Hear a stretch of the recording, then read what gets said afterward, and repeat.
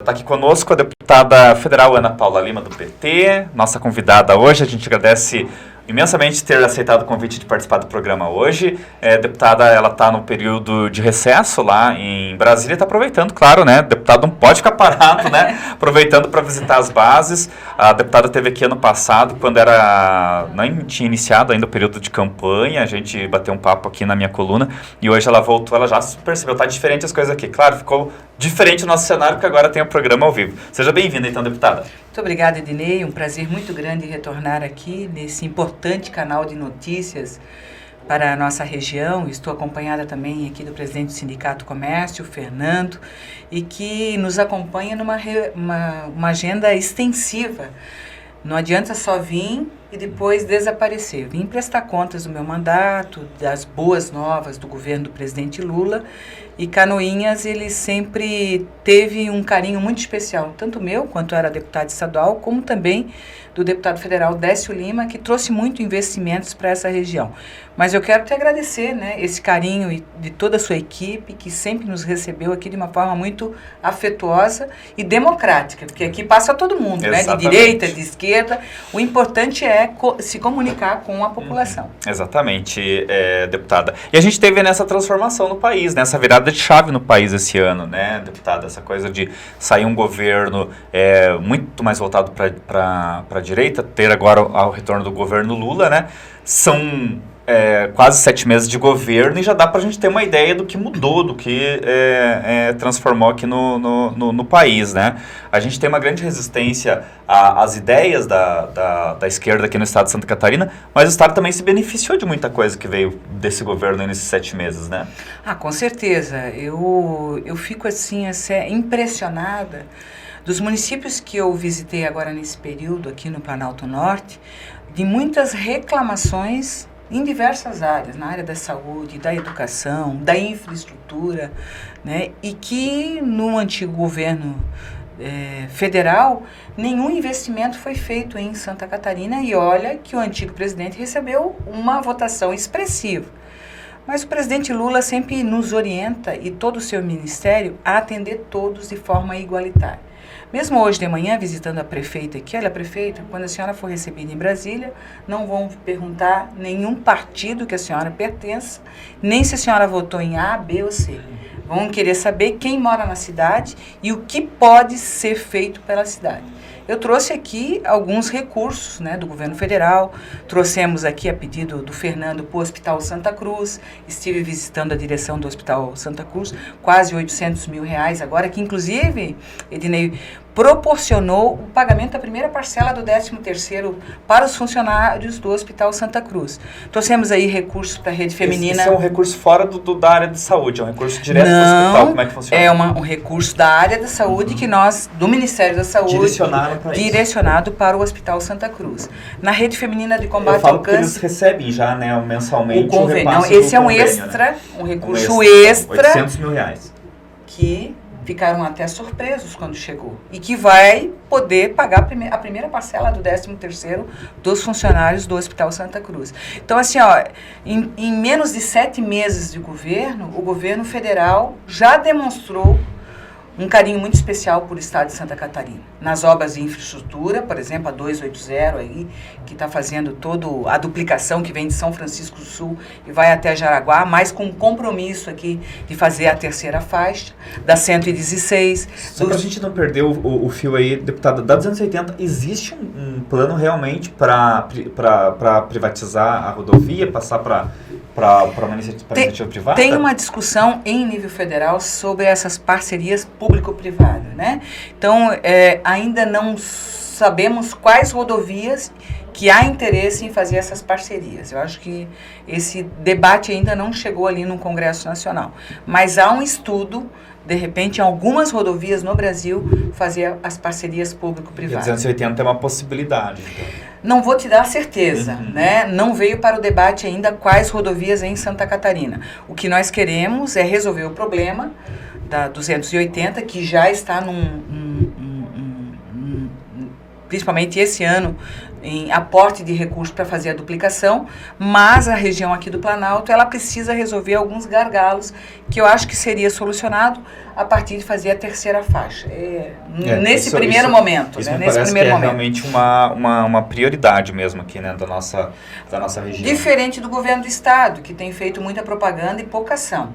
Eu passei agora, Edilei, pela 477. Gente, são crateras enormes. E a população, inclusive, fez manifestação essa semana, porque houve 2 mortes, né? Pela falta de sinalização, de recuperação das rodovias, e os investimentos nas rodovias estaduais não estão acontecendo neste momento aqui em Santa Catarina. Houve ontem, teve que o secretário de Infraestrutura, né, o Jerry Comper, falou em agosto ser anunciado um pacotaço, né, de recursos para melhorar a situação das rodovias estaduais. Estamos aguardando, né? Mas o recurso que está destinado para as rodovias estaduais em Santa Catarina, do governo do estado, não vai suprir a demanda, porque o valor é muito pequeno diante de tantos problemas que estão acontecendo nas rodovias estaduais. Eu acho que... De 2 bilhões não dá conta. Foi feito um estudo agora pela Fies que vai precisar de 7 bilhões para a recuperação das rodovias estaduais. Eu acho, deputado, e a senhora há de convir comigo, porque conhece muito bem essa realidade, o que falta nas SCs é o que o governo federal tem feito nas BRs, que é a manutenção constante. Então não tem como você achar que você vai fazer hoje e está pronto e volta para casa. Não, você tem que manter uma equipe ali continuamente para fazer, como o governo do estado, o governo federal licitou a APIA, que está fazendo já há anos trabalho de recuperação da 280. É contínuo o trabalho, né? E o que eu percebi na 477, que é rodovia estadual, não adianta esse tapa-buracos, é um dinheiro jogado fora. Porque com a chuva e também com o tráfego pesado, aquilo ali vai abrir uma cratera muito maior. Então, o que precisa, sim, é a reconstrução dessa rodovia, porque o tapa-buracos não vai funcionar. Essas visitas que a senhora está fazendo essa semana aqui para a nossa região, é elencar prioridades, é trazer alguma, já falou aí da questão do hospital, mas algum recurso, alguma novidade para a região? Não, eu conversei com a prefeita municipal, a gente fez uma visita institucional, ela trouxe uma série de demandas, nós já conseguimos liberar muitos recursos aqui de obras inacabadas, que estavam acontecendo aqui e não tinham a liberação de recursos, também da liberação de recursos de emendas do ex-deputado federal Décio Lima, que ela também solicitou, e a prefeita me surpreendeu porque ela, nesse curto período de tempo que ela também está na administração pública, ela percebeu que esse ano o governo federal, nós não trabalhamos só com emendas parlamentares, mas vários programas, do programa Minha Casa Minha Vida, do programa Mais Médicos, do recurso do PAA, para a área da agricultura e também para a pavimentação.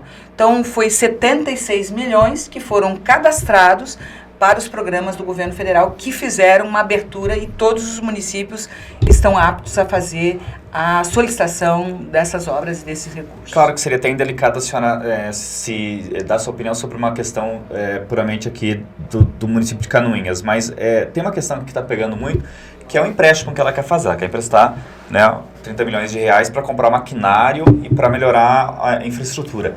Tem como viabilizar algo nesse sentido junto ao governo federal? Porque a grande crítica dos vereadores é que se liberar esse dinheiro, esse empréstimo vai pagar juros, os juros vai para quase 50 milhões, né, o valor total, e que o município não está em condição de assumir um empréstimo dessa envergadura, né? Teria condições do governo ajudar nesse sentido? Olha, esse tema eu não discuti com a prefeita, ela nem me falou dessa possibilidade de empréstimo. Eu não sei em que área que ela vai fazer, qual é o banco que vai ser destinado, então é um assunto que eu não posso opinar, né? Mas ela é a gestora do município, ela tem que saber qual é o caixa que tem para fazer um financiamento dessa natureza. O que conversamos foi que ela cadastrou vários projetos em vários ministérios do governo federal e pediu ajuda para a liberação desses recursos, na área da saúde, da educação, da infraestrutura e da dificuldade que tem de fazer obras de pavimentação aqui nessa região. E nesse sentido a senhora tem como ajudar? Nesse sentido, sim, porque o presidente Lula já nos orientou, tanto os parlamentares quanto todos os ministérios, que cada prefeito que chega lá, cada governador que chega lá, nem pergunta qual é a sigla partidária e nem pergunta se votou no A, no B ou no C. O importante é que as pessoas moram no município, se tiver bons projetos e viabilidade dos projetos, esses recursos vão ser liberados, como já foi liberado muito recurso para Canoinhas. O governo Lula ele tem sido muito pragmático, no sentido de realmente agradar, tentar pelo menos agradar gregos e troianos dentro do Congresso Nacional. A imprensa tem criticado, tem dito que não continuou o orçamento secreto do Bolsonaro, mas continuou o orçamento quase todo na mão dos deputados. Tem gente que diz, mas o deputado é o que tem que dizer, onde é que é a prioridade, que não é? Outros dizem que isso é uma forma de administração mista. Como é que a senhora vê essa questão? Eu acho que o presidente Lula tem feito um excelente governo e conversando, dialogando muito com o Congresso Nacional. Eu estou lá há 6 meses como deputada federal. Em 6 meses nós já aprovamos o Minha Casa Minha Vida, o Programa Mais Médico, voltamos ao Farmácia Popular, recursos para os municípios e um tema que ficou debatido durante 30 anos, que foi a reforma tributária, nós conseguimos aprovar. E vai beneficiar todo o nosso país e a economia está crescendo. Então, assim, o presidente Lula também tem um poder de articulação muito grande. E você sabe que o Congresso Nacional é importante. Então, nós estamos fazendo um governo com a participação de vários partidos políticos, mas com muita cautela em todas as decisões de governo. Eu acho que nesses primeiros quase 7 meses do governo do presidente Lula já tem bons resultados para Santa Catarina e para o Brasil.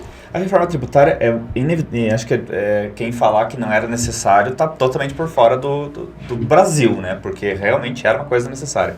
Muitos dizem que ela simplificou, o que é bom, porque daí você tem uma visão mais clara de onde está se metendo, principalmente o investidor internacional. Mas, por outro lado, essas exceções que vão se abrindo, esses lobbies dentro do Congresso Nacional, daqui a pouco vai virar que vamos estar pagando mais impostos ao invés de pagar menos impostos. Como é que a senhora vê essa questão das exceções que vão se abrindo, daqui a pouco todo mundo vai vir exceção? Muito pouca, porque a reforma tributária eu acho que o Brasil precisava há muito tempo, né?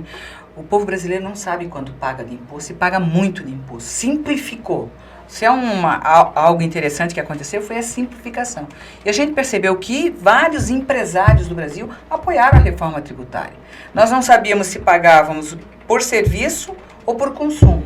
Agora, tenho certeza, com a simplificação desse debate da reforma tributária, todo mundo tende a ganhar. Claro que tem algumas especificações, mas esses temas foram tratados com muita cautela em cada segmento da nossa economia que tinha essas dificuldades. Vai ter que reajustar? Vai. Mas depois com a lei complementar que vai corrigir algumas exceções que passou desapercebido. Mas era necessária fazer a aprovação da reforma tributária, com certeza. Esses dias eu comentei aqui até sobre essa questão dos setores da economia que vivem de exceções, né? Ou seja, elas conseguem progredir com as exceções que o regime dá, né? Que o regime tributário dá. Não está na hora da gente ver que setores deram certo realmente, que setores podem caminhar com as próprias pernas e cortar esses subsídios que de alguma forma tornaram essas pessoas dependentes disso. Quer dizer, se eu penso, partindo do pressuposto que se você tem um negócio para dar certo ele tem que ser lucrativo, não é o governo que tem que bancar isso, concorda? Que são as isenções fiscais. Por isso que foi importante a reforma tributária para acabar, inclusive, com a guerra fiscal. Guerra fiscal entre os estados e entre os municípios. Tem uma empresa, por exemplo, que está ali em Mafra, quer sair ou que está aqui em Canoinhas, e o prefeito ou prefeita de Mafra oferece os subsídios para essa empresa sair daqui e for para lá. Com a simplificação e resolver esse problema das guerras fiscais, nós não vamos ter mais esse problema entre os municípios e entre os estados brasileiros. Eu acho que a gente faz uma correção. E o Brasil é um país que tem muitos impostos. A gente não sabe quanto é que paga do imposto, por exemplo, no telefone. A gente não sabe se é bem ou se é um serviço. Aí paga como serviço ou paga como um bem de consumo.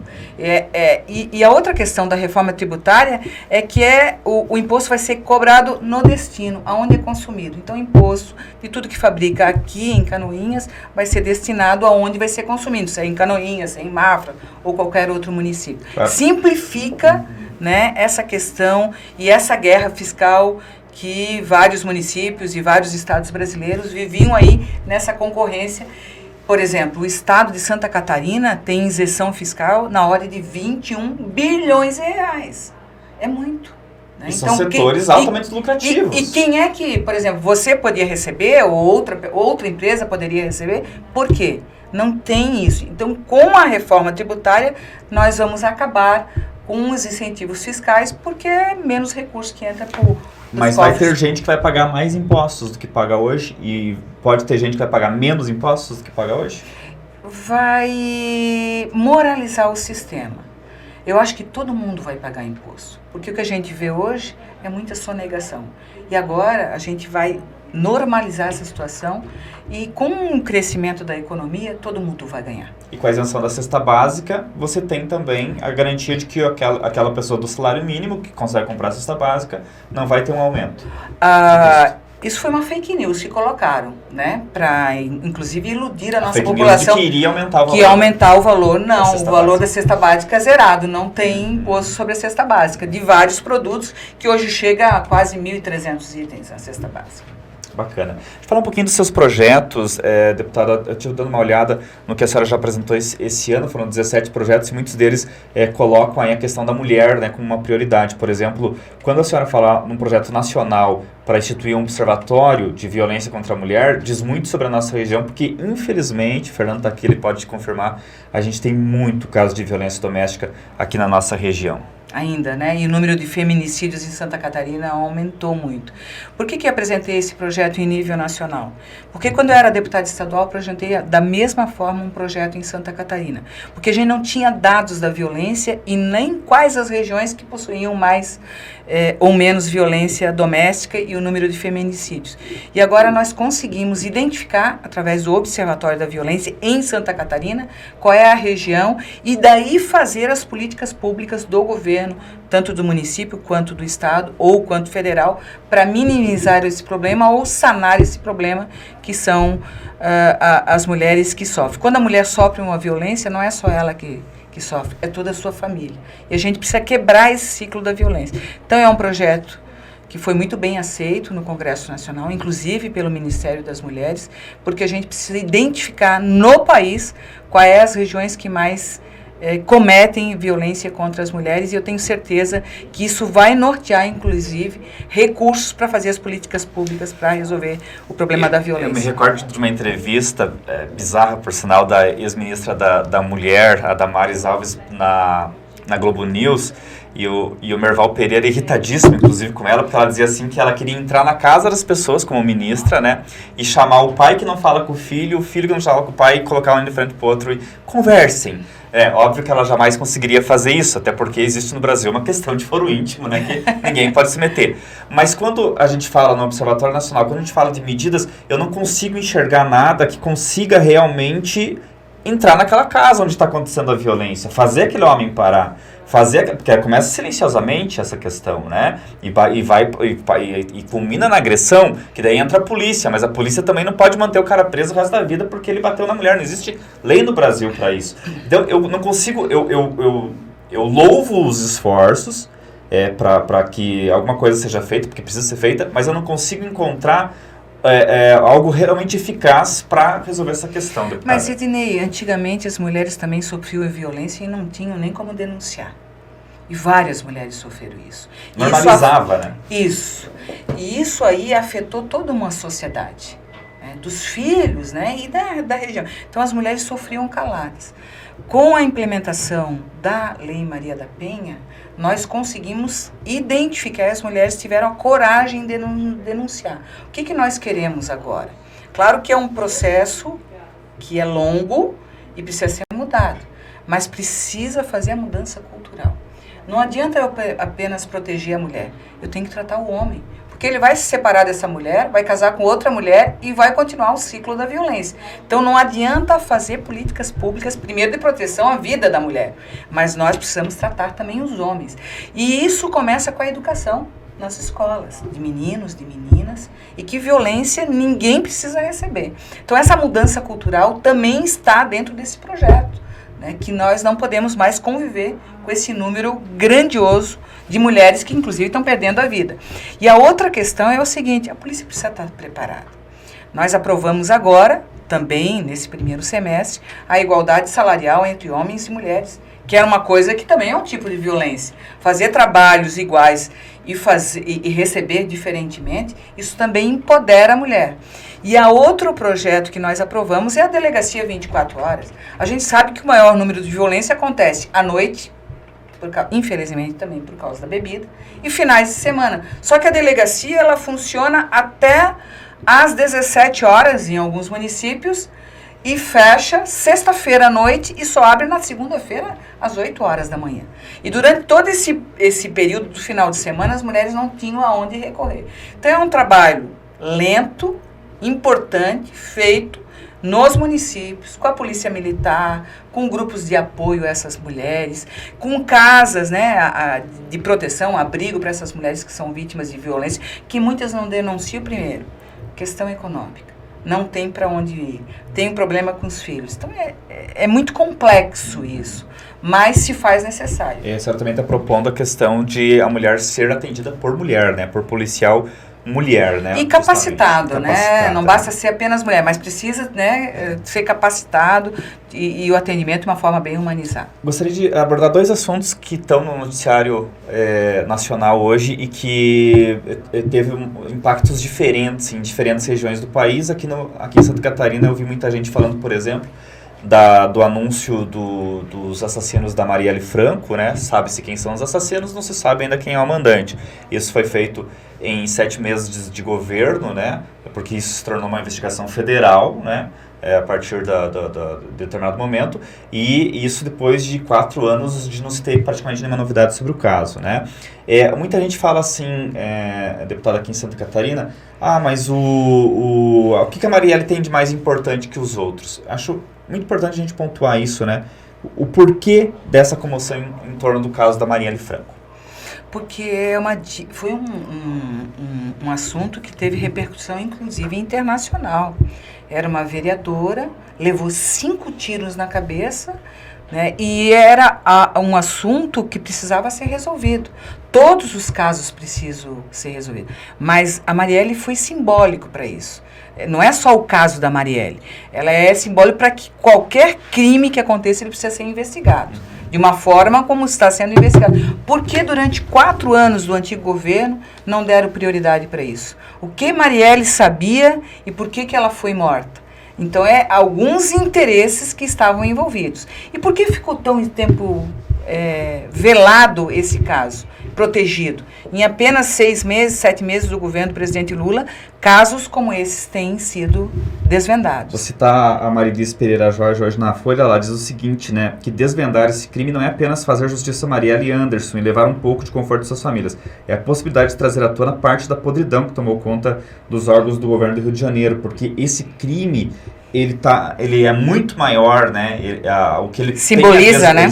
Simboliza muito mais, né? Uhum. E aí, o trecho que eu realmente queria ler é esse aqui, ó. A morte de Marielle Anderson não é mais importante do que os 57.956 assassinatos registrados em 2018, mas virou um símbolo da falência do Estado na defesa de seus cidadãos. Se uma figura pública é morta dessa forma, é porque há uma estrutura marginal que acredita piamente na impunidade. Pior, tem laços fortes dentro das instituições que garantem a continuidade de milhares de crimes sem solução. Acho que isso aqui resume, Quem é que estava envolvido? A bombeiro e a polícia militar, gente, do estado do Rio de Janeiro, que eram instituições para proteger a nossa população. Né? Assustador, né? É assustador. E outra questão polêmica, deputada, é a questão do decreto de armas, né? O presidente Lula falou ontem em, inclusive, acabar com os clubes de tiro. Isso é um assunto muito caro aqui para Canoinhas. A gente tem muito atirador aqui, tem muito CAC aqui. Não sabemos o número porque esses dados são dificílimos de se conseguir. A gente já tentou fazer isso, né? E a justificativa deles é de que se alguém mexer comigo, eu estarei protegido. Se alguém invadir a minha casa, eu estarei protegido. E fora a questão, né, de gostar mesmo, do lazer, de ir lá no clube de tiro, passar lá o tempo atirando, enfim, né, cada um se diverte da maneira que quer. Aí eu queria que a senhora falasse justamente com esse público, que é um amplo público que nos acompanha, que defende o porte ou a posse de armas, né, ou os dois, ou um só, enfim, como defesa pessoal e como esporte, lazer. Não, eu sempre defendo a cultura da paz, entendo a questão do tiro esportivo, eu sou de uma região que também tem muitos clubes de caça e tiro que já estão mudando essa cultura para fazer outras atividades, mas eu acho que nos últimos anos foi liberado geral, todo mundo tinha arma e aumentou o número de assassinatos, homicídios no nosso país. Então o que o presidente Lula tem falado é que precisa ter um controle dessas armas. Essas armas, às vezes, estão caindo em mãos de outras pessoas que estão cometendo vários crimes. E o porte de arma não dá segurança para ninguém. Né? Eu sou filha de militar, meu pai era do exército, tinha arma em casa. Enquanto a gente não se desfez da arma, né, não causava uma insegurança para nós. Então, assim, ó, eu acho que nós não precisamos de arma, a gente precisa de educação, de livros, nós queremos um Estado diferente, né? Nós queremos mais educação, mais livros para as nossas crianças, e a arma não protege ninguém. Se protegesse, a gente não teria tantos, né, assassinos no nosso país. Feminicídios, inclusive, né? Nós mulheres é que sofremos mais, né?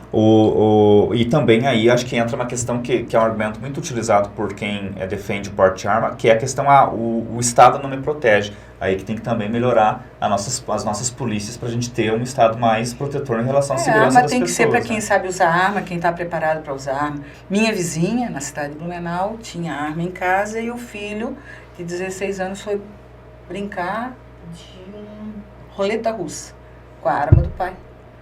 Acabou morrendo.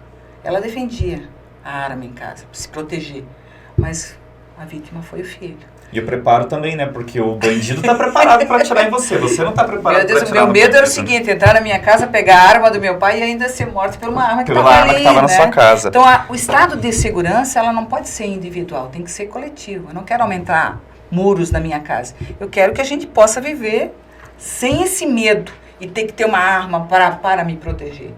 Nós temos que pensar na segurança de todo mundo. Comentário aqui dos nossos espectadores, a gente já está caminhando para o encerramento da entrevista. Margarete Sandrini, bom dia, parabéns pelo trabalho por Santa Catarina, obrigado, presidente Lula, pelos investimentos no nosso estado. A Marli, bom dia, parabéns a todos os avós, o dia do avô, né? Ai, que legal. A Su, é tão bom ouvir e ver uma deputada federal vir ao nosso município, trazer recursos para a nossa cidade. Obrigado, presidente Lula, pela boa administração do nosso país. Obrigado, deputada. Deputada que volta a trazer recursos ao município, não vem apenas para pedir votos, né? Parabéns, presidente Lula, pelos investimentos em Santa Catarina, a Eliane Batista. Parabéns, presidente Lula, pelos investimentos em Santa Catarina, não vem no nosso estado só usufruir gratuitamente, né? O comentário aqui da espectadora. Vê que o pessoal faz uma linkagem direta da senhora com o presidente Lula, né? Que sabe que o governo está sendo realizador. Nós queremos voltar a comer a nossa picanha, baixar o preço da gasolina que estava R$ 8,00, hoje a gente já viu que está 5,39 nessa região, mas é essa pauta que tem nos trazido, né, e muito feliz de participar desse momento de um novo governo para o Brasil. Eu acho que nós temos uma missão muito grandiosa, que é pacificar o nosso país, Ednei. Quem não brigou nas últimas eleições com familiares, com amigos, com vizinhos, né, nós queremos uma política que a gente possa conviver em paz com todas as adversidades que nós vamos enfrentar, né? Que não tenha mais preconceito, na defesa da democracia, investimentos do governo federal, que nos últimos anos não veio nada, né? Tanto em várias áreas importantes, como na saúde. Eu gostaria, por exemplo, que aqui em Canoinhas pudesse ter um hospital regional, nessa região tão importante. Falei, inclusive, agora no Hospital Santa Cruz, que o estado de Santa Catarina tem um débito com essa região do Planalto Norte. Então, Canoinhas, que é essa região metropolitana aqui, merece investimentos do Estado, mas também do governo federal, e é para isso que eu estou lá como deputada federal. Tanto quanto o Décio era deputado federal e fez vários investimentos aqui, eu quero estar presente, não só em campanha eleitoral, eu estou presente aqui, os companheiros me chamam, tem aqui o Fernando, o Nilson, né, o Andrei, que foi candidato a prefeito nas últimas eleições, mas as eleições passam e nós queremos fazer o melhor para a nossa população. Então, a minha vinda aqui na região é colocar o nosso mandato à disposição, ouvindo a comunidade, né? Eu ouvi muito. Por exemplo, uma demanda grande aqui é a questão do INSS. Isso essa é verdade, fila de espera, né, da questão das perícias. É inadmissível que as pessoas tenham que sair daqui para fazer a perícia em Curitiba, que tenham que sair daqui para fazer a perícia ali em Joinville, se deslocar para fazer. Então, uma demanda que eu vou levar, né, do que eu escutei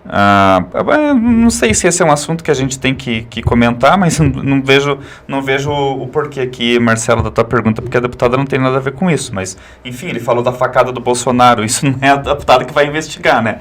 Quem acho que investigar é a polícia. Eu acho que foi, aliás, exaustivamente investigado, né?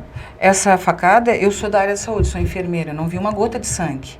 Eu acho que o que passou... A senhora acha que ele não foi esfaqueado, é isso? Acho que não, é uma opinião minha. Mas também posso debater com... Sim, mas isso não é a gente também entrar nesse campo da teoria da conspiração, que tanta gente... que é criticado por parte dos bolsonaristas?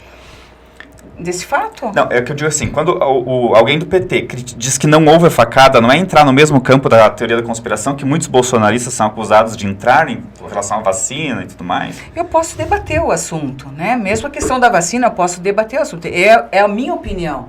Não quer dizer que a minha opinião vai prevalecer. Mas naquele momento eu não vi nenhuma gota de sangue e não acredito que isso aconteceu. Mas eu preciso saber... Precisou fazer as investigações. E até o momento, como a investigação da facada, bem como do caso da Marielle, não houve investigação, porque foi velado esses assuntos, eu ainda fico com a minha opinião. Mas isso já passou. Agora nós estamos num outro momento. Né? Eu não sei quem é que perguntou, foi Marcelo. Marcelo, daqui para frente. Passado a gente tem que deixar no passado. Daqui para frente nós queremos saber o que é bom aqui para a nossa região, para Canoinhas, para o estado de Santa Catarina e para o Brasil. O importante é que a gasolina baixou, o óleo de soja baixou, a comida baixou, né? Nós estamos vivendo em pleno emprego, queremos agora baixar a taxa de juros, que 13,75 é impossível conviver, e a gente está cobrando isso do Banco Central. Acho que vai rolar agora em agosto, né? Isso, tem a reunião agora do Copom, né? E que o estado de Santa Catarina é muito importante para a nossa federação, e nós queremos investimentos do governo federal em Santa Catarina, que já está acontecendo, diferente dos últimos 4 anos. Eu faço até um desafio. Qual foi a grande obra do governo anterior aqui na região? No estado de Santa Catarina. Aí fica a pergunta a não ser motociata, jet ski, essas coisas todas, né? Fica a pergunta para o nosso eleitorado, né? A Sandra também dando parabéns, deputada, os assessores já estão ali fazendo sinal, vamos parar, né? A entrevista, porque ela tem muito compromisso. Mas o papo estava muito bom, queria agradecer imensamente a deputada. Convidar ela para, todas as vezes que ela passar por aqui, estar aqui no Jota Mais, conversar com o nosso público, com certeza é muito importante, muito interessante. E olharem por nós, porque nós não temos, né, um deputado, nem federal, nem estadual, que seja exatamente da região. Você tem, então aí, por isso eu digo, olha por nós. Eu digo, dos candidatos da região, né, nenhum conseguiu, né, que realmente moram na região, nenhum conseguiu. Agora, outro programa, eu estou aqui para isso. Outro programa interessante do governo federal é Desenrola.